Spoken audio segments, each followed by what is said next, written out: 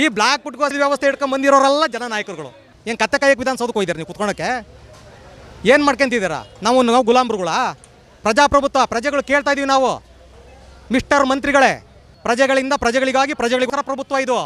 ಹೌದಾ ಯಜಮಾನ್ರೆ?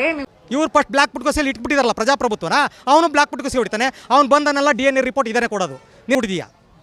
ನಿಮ್ಮ ಥರ್ಡ್ ಕ್ಲಾಸ್ ರಾಜಕೀಯ ವ್ಯವಸ್ಥೆ, ಈ ವ್ಯವಸ್ಥೆನ ಆ ಲೆವೆಲಿಗೆ ತಗೊಂಬಂತ ಸಿಕ್ಕಿದೆ.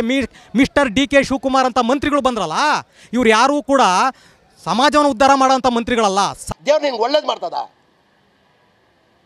ನಿನ್ನ ಜನ್ಮಕ್ಕೆ ಹೋಗೋ ಉಪಯೋಗಿಸ್ಕೊಂಡು ಅದರದ ಎಣಗಳ ಮೇಲೆ ತಮ್ಮ ಆ ಪಾರಪತ್ಯವನ್ನು ಸ್ಥಾಪಿರೋರುಗಳು ಇವರು.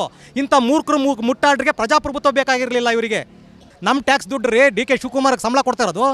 ಸತ್ಯ ಹೇಳ್ರಿ, ಸುಳ್ಳು ಹೇಳಕ್ ಹೋಗ್ಬೇಡಿ. ಇದು ಇವತ್ತು ರಿಯಲ್ ಎಸ್ಟೇಟ್ ಮಾಡಕ್ಕೆ ಬಂದಿರೋದು, ಅಭಿವೃದ್ಧಿ ಮಾಡಕ್ಕಲ್ಲ. ಇವು ಟೌನ್ಶಿಪ್ ಮಾಡ್ತಾ ಇರೋಂಥದ್ದು, ಇದು ಮಾಡ್ತಾ ಇರೋದು. ಈಗ KEDB ವಶ ಪಡ್ಕೊಂತಿರೋದು ಅಭಿವೃದ್ಧಿಗೋಸ್ಕರ.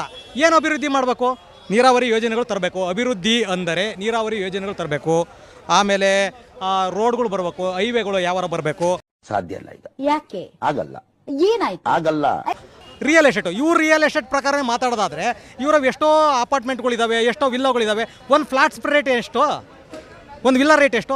4.5 ಇಂದ 5 ಕೋಟಿ ಒಂದು ವಿಲ್ಲಾ ಪ್ರೈಸು. ಒಬ್ಬ ರೈತ ಕೊಡ್ತಾ ಇರೋದು ಎಷ್ಟು? ಒಂದು ಎಕರೆಗೆ ನೀವು 2.5 ಕೋಟಿ ಕೊಡ್ತೀನಿ ಅಂತ ಹೇಳ್ತಿದ್ದೀರಾ. ಯಾರ ಮನೆಯಿಂದ ಕೊಡ್ತೀರಾ? ನಿಮ್ಮ ಮನೆಯಿಂದ ಕೊಡ್ತೀರಾ? ಇದಕ್ಕೆ ಏನು ಉತ್ತರ ಕೊಡ್ತೀಯಪ್ಪ? ಏನು ಉತ್ತರ ಕೊಡ್ತೀಯ ಇದಕ್ಕೆ? ಹೇಳು ಒಂಚೂರು.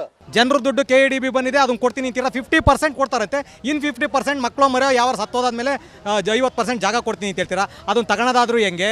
ಆ ತಗೊಳಕ್ಕೆ ಪ್ರೊಸೀಜರು ನ್ಯಾಯವಾಗಿರೋದಿಲ್ಲ. ಇರ್ತೀವೋ ಬಿಡ್ತೀವೋ ಗೊತ್ತೂ ಇಲ್ಲ.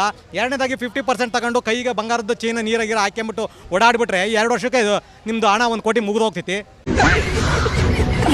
ಇವತ್ತು MNC ಕಂಪ್ನಿಗಳೆಲ್ಲ ಬಿದ್ದೋಗ್ತಾ ಇದ್ದಾವೆ. ಇವತ್ತು 4 ಲಕ್ಷಕ್ಕೂ ಅಧಿಕ ಉದ್ಯೋಗಗಳು ಹೊರಗೆ ಬಂದುಬಿಟ್ಟಿದ್ದಾವೆ ನಮಗೆ ಕಣ್ಣಿಗೆ ಕಾಣಂಗೆ. ಇನ್ನೂ ಒಳಗೆ ಎಷ್ಟು ಹೋಗಿದಾವೋ ಗೊತ್ತಿಲ್ಲ. ಆದರೆ ಬಿಕಾರಿ ಆಗಿರೋರು ಈ ಕಂಪ್ನಿಯಲ್ಲಿ ಕೆಲಸ ಮಾಡೋವಂಥವ್ರು ಬಿಕಾರಿ ಆಗಿದ್ದಾರೆ, ರೈತರ ಬಿಕಾರಿ ಆಗಿಲ್ಲ. ಇವತ್ತು ಭಾರತದ GDP ಉತ್ತುಂಗತಕ್ಕೆ ಹೋಗಿರೋದು ಯಾರಿಂದ ಗೊತ್ತಾ? ರೈತರು ಕೆಲಸ ಮಾಡ್ಕೊಂಡು ಇರೋದ್ರಿಂದ ಹೋಗಿರೋದು. ನಮ್ಮ ಹತ್ರ ಬೇಡ. ಈ MNC ಕಂಪ್ನಿಗಳಿಂದ GDP ಬೆಳವಣಿಗೆ ಆಗಿಲ್ಲ. ಇದನ್ನು ಅರ್ಥ ಮಾಡ್ಕೋಬೇಕು. ನಮ್ಮ ರೈತರು ಸ್ವಾವಲಂಬಿಗಳಾಗಿ ಬದುಕ್ತಾ ಇದ್ದಾವೆ. ಇನ್ನೊಬ್ಬರ ಹತ್ರ ಕೈ ಚಾಚಿ ಕೈ ಬೇಡಿ ಬದುಕ್ತಾ ಇಲ್ಲ. ಇಷ್ಟು ಹೇಳಕ್ಕೆ ಇಷ್ಟಪಡ್ತೀನಿ. ಓಕೆ ಫ್ರೆಂಡ್, ಬಾಯ್.